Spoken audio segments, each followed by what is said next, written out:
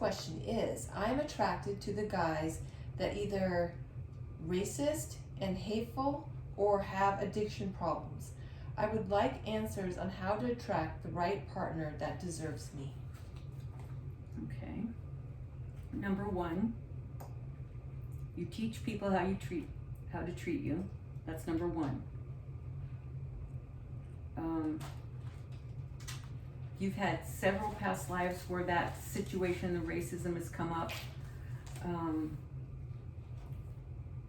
And just being a female in different centuries, no small feat. But in terms of the racism, it's like you just seem to be attracted to that type of person. That's just past life cell memory things that are seeping into this lifetime, where it manifests, but it's even abscessing more because of the situation of the people that she's attracted to, like the racism and things like that. Because it was like she was around during Hitler time. She was also around during Civil War. So it's, it has that connotation. So she's had past lives where she was hated for being a different color, and then she's had a lifetime where she's hated people for being different from her. So that's a learned process. So that's something that you have to get over in this lifetime.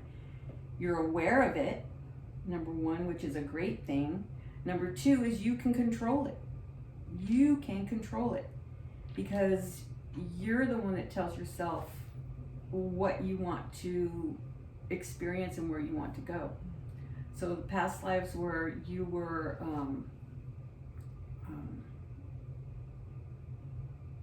hated because you were Jewish or whatever, it's just like it's kind of that situation where people that may have had lifetimes where they were physically abused in that kind of situation, mm-hmm. and then as they become adults, that physical abuse is something they crave because it's attention and it's attached to, well, maybe they care, kind of, because it's even attention is anything, any kind of attention, good or bad.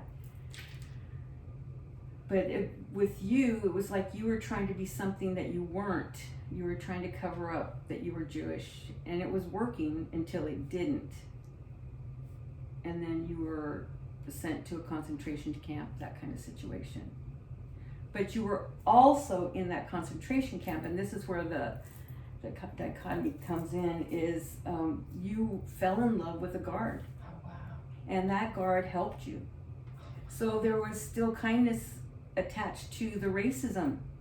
So that's things that you have to work out in this lifetime, and what you want to be around and how you want to be,